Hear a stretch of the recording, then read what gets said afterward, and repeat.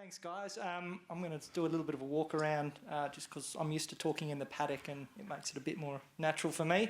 And we'll see if we can get the tech work. But yeah, there's a fair bit of heat coming off that. It's almost like being back in the Gascoyne. So my talk today is around a project I ran with the GGA in 2023 around the idea of trying to convert something that all pastoralists seem to have but not many seem to know what to do with into something that they can actually get some real value out of. So it was a drone monitoring project, and really the approach was made to me, and I sort of came to this as just the landscape ecologist who was going to make it happen on the ground. We need to think about better ways to improve people's decision making and provide them with data coming back to them. And we need to try and link it into some form of new technology or new way of doing things. And just through my travels around, I immediately empathise with that need for better decision making. That's something that we spend a lot of time talking about with our clients, how we go about assessing and making decisions based on meaningful data and reliable data. I mentioned that in the panel discussion before. And then there was this linkage into this great new thing called a drone, which, you know, I travel around a lot, and every pastoralist, whenever I go out there, I always bring my drone with me. It's become really important to what I do. But they've all got one as well. They seem to see them as toys, a bit of a novelty that they can put up. So this project really sort of started to investigate whether we could convert drones, which, as I said, are a particularly powerful tool that we use a lot in erosion surveying and pasture surveying, into something that could actually provide pastoralists with some real value using off-the-shelf technology. So the project was to develop a drone pasture monitoring tool. I really wanted it to be, and I drove the project towards being something that was really easy to use for a pastoralist, so something they could do themselves that wouldn't require any expertise to be revisiting the property. In the Rangelands, you often have to drive many hours to get to a property, so you don't want to have experts coming out every month to help you do something. Needed to use off-the-shelf technology, so I didn't want people to have to go and buy very expensive things. And as I said, most of them have got this sort of stuff already.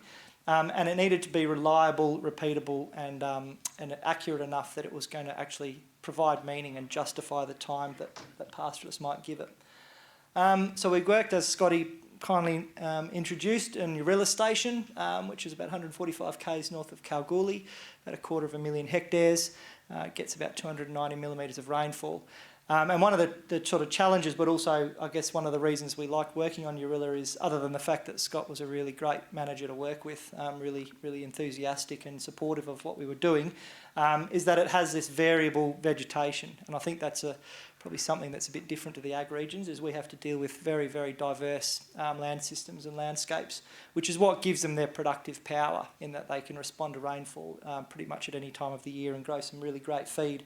But you do have, you know, from the scrubby sort of acacia shrublands right through to open chenopod, saltbush, bluebush pastures.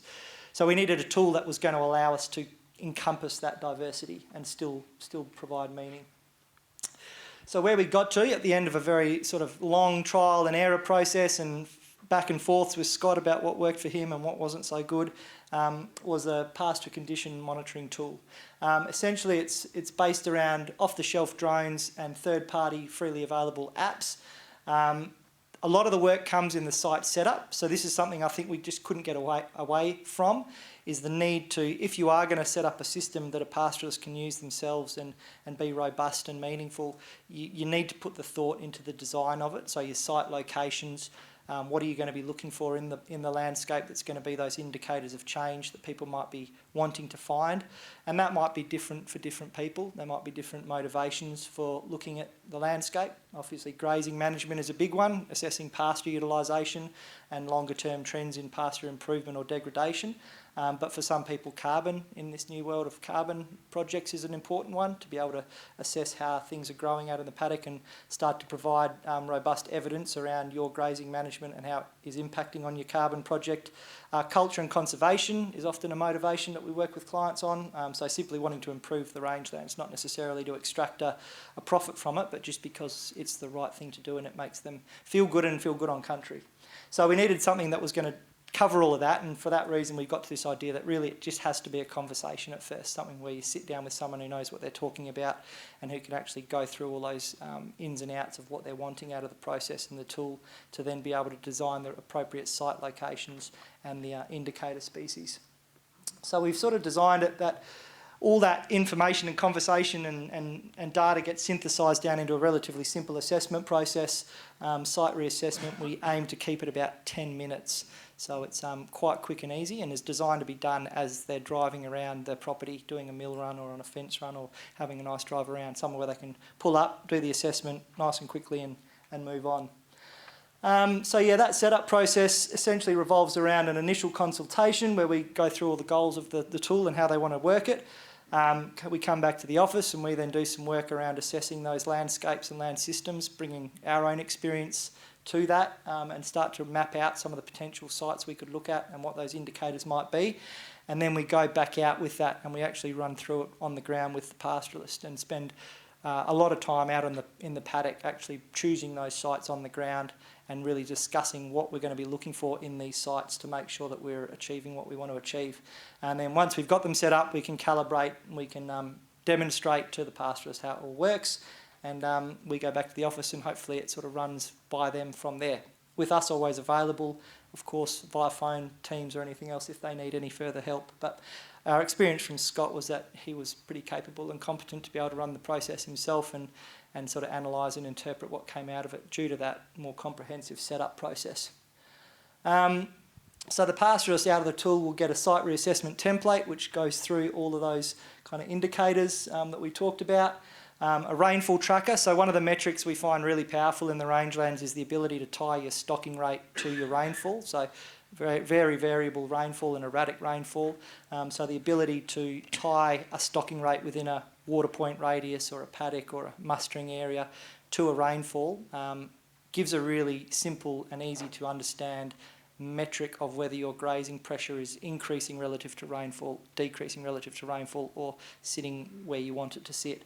And we also talk about body condition scoring of stock as well, because despite the fact that we think grass and pasture is the most important thing a pastorist has to look after, they often think their cows are. So we need them to have that ability to bring their cattle data into it as well. And, you know, as I said, these are metrics we've come up with, but there's numerous other things we can bring into this tool, and I think that's one of the things we've sort of identified for the next phase of this is integrating in other aspects of pasture monitoring. We've got the emerging space of remote sensing using satellites, so that's potentially something we can bolt into this as well.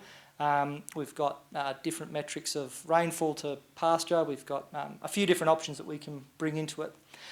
I think one of the sort of breakthroughs, if you want to call it that, on this is the ability to use autonomous flight with the off-the-shelf drones. So we've linked in with the Litchi app, and basically we just go out on a site. This is a site example. I'll see if a pointer might work on this, or is there no pointer available on this, Tara? Do I have to do the old-fashioned way? I think there is, yeah. Do it the old-fashioned way. Yeah. So this is a site. This is a track, obviously. Pastorist comes along, parks up right there. This is a pre-programmed flight path that we have assessed these key indicator areas, so canary in the coal mine, zones and species.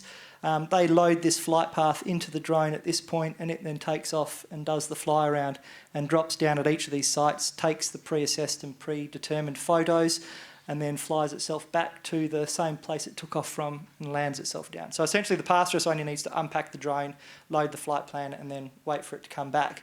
And you'll see from this example that we're flying about 1.5 k's in 4 minutes. So we're limited a little bit because obviously with CASA rules you can't fly beyond line of sight, and you've got other limitations on where you can fly, etc. So we have to factor that all in. These drones could go 4 or 5 kilometres off the road, but we sort of have to limit ourselves a little bit based on those things. But certainly further than you would be looking if you were just doing your assessments as you drove along the track. And this is the sort of photo that we might come up with out of the drone flight.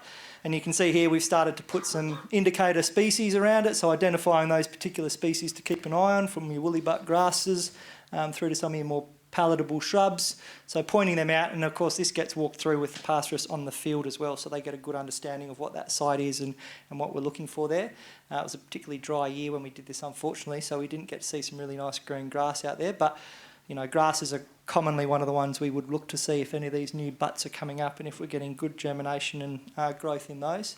And then tied to it as well is a whole series of indicators that we would say to keep an eye on when you're doing those flights around, something to watch out for. So yeah, general site info, some of the things we noticed when we were out there, and then some of those things to look for. And again, you might say, well, this isn't very quantitative, but I think in the rangelands, when you're talking about the diversity we have, it's really hard to get super quantitative, and pastoralists don't like counting grass tussocks. They don't like doing things like that. So something where they can just hold 2 photos together over a period of time, and you see those changes. When you got your eye into the landscape, you can really start to see those changes at a fine scale. So we end up with those 3 metrics of change in the Urilla case, which was a photo comparison, the stocking rate relative to rainfall, your body condition score, and Scott was trialling the SIBO Labs technology as well as another sort of flag, whether he's moving in the right direction or the wrong direction. We'd suggested about a monthly reassessment interval, which seemed not too of much of an imposition on the manager, but still allowed for that currentness of information that you can make decisions before things get too far down a path. That's what the site reassessment sheet looks like, so very simple. At the moment it's just a paper or computer-based form. I think another stage in this would be to actually turn this into a bit more of an app or something like a dashboard that you could start to really make it sing. But for now with Scott we just used a simple form to fill out, just something to keep a record of. And then of course all your photos go into that as well to keep an eye on those sites as you go. So I think that's all I really want to say on this, guys. We tried to keep it repeatable, reliable and efficient. We've had good feedback. We're working with other clients now to implement the system. I think we've got improvements we can make on it, but I suppose the beauty of the process is that it's designed to be improved and tailored to everybody's personal circumstances. So thanks for listening.